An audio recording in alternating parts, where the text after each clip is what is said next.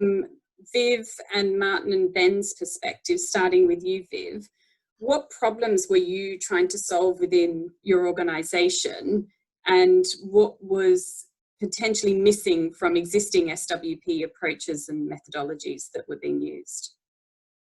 Yeah, thanks, Julie. I suppose I describe it across a little bit of a journey for me. I'd had quite a lot of my HR career in generalist roles, so HR business partnering roles, and I could see more and more the need for a real heavy connection of the people and organisation agenda to strategy.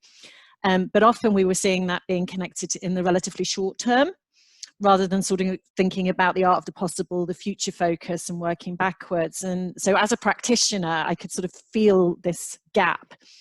And then I had the opportunity, actually, first of all, at AstraZeneca, to take on an accountability to go deep into strategic workforce planning alongside a talent agenda, and really build up some sort of thought leadership and start to dig into this space as part of my role, as well as a sort of interest area.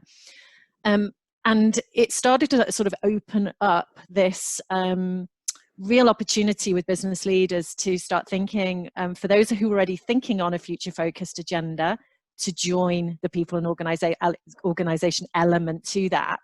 But for those that were needing to sort of open up that lens and maybe come out of the short-term thinking, it was a way of sort of creating a place where we could change mindset, think about the art of the possible, and, you know, really think towards those longer term pieces. And then I was lucky enough to move to GSK and had the opportunity again to sort of iterate and sort of help build, you know, the way we would adopt strategic workforce planning at GSK. And my big sort of learning in it all, I guess, one, selfishly, it was about how can HR partner with the business at a much more strategic level. And that isn't always happening, even though we're calling partnering roles strategic business partners often in the title. It isn't always happening. So selfishly, I thought it was great from a community perspective, but I could see a gap. I guess to Nick's point, I could see a gap in where we could do something differently than we were doing in the past. And from your experience, Viv, did you feel that the approach to SWP was not meeting the business objectives? I felt as if there'd been some history. So if I use the GSK example, there'd been some history with some really neat tools and activities, and some real sort of significant investment and effort have gone into the work. But what my analysis was sort of telling me was that it was still creating in the business a bit of a shoulders down experience, a bit of a, oh, you know, spreadsheets, oh, it's so complicated, or, oh, trust the processes and it will get you somewhere. And I guess my hope and the sort of intent around driving a different approach in GSK was to really get that shoulder up feeling, wow, we can really solve something here. We can really get into this strategic agenda. We can really make a difference, and maybe do some sort of quantum leap on some absolutely strategic capabilities, rather than getting lost in the weeds on the ones and twos. And so I think that was the big shift.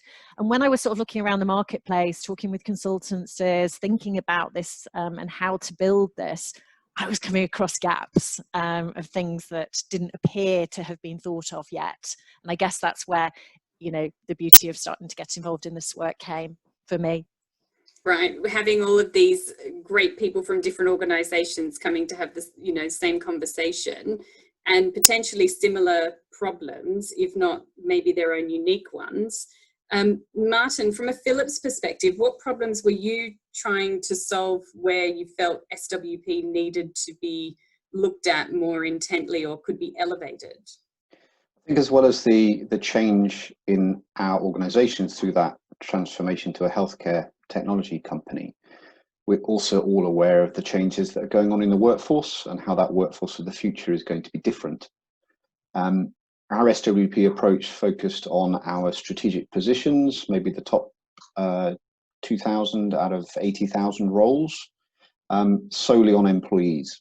And there was no consideration around what the workforce of the future might look like, where we might get work done in a different way. How do we think about different ways of getting that work done?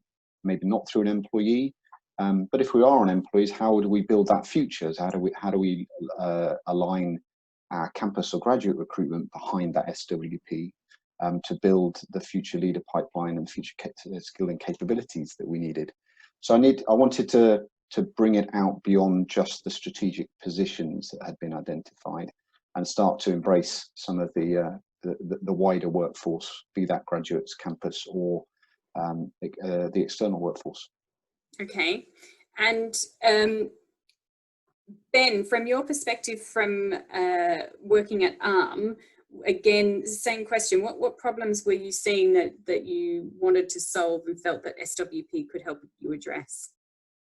Yeah, so I think from our perspective, we've been in a kind of high growth phase for the past few years, and one of the things that kept coming up was just really around the kind of constant pivot of our direction of some of our strategic initiatives, and actually I guess a gap, using Viv's terminology, right, around actually that there was something not happening in our planning process and planning cycle that was really missing some really important people considerations, which meant that we were constantly trying to kind of chase and kind of go back and do things again, versus actually saying we don't, and we still don't, to be fair, if we're on the journey, have a kind of mid to long-term view of what are the things that we're trying to aim for in terms of our people plan. And so really for me, it's around thinking around the gap between connecting people considerations into business planning.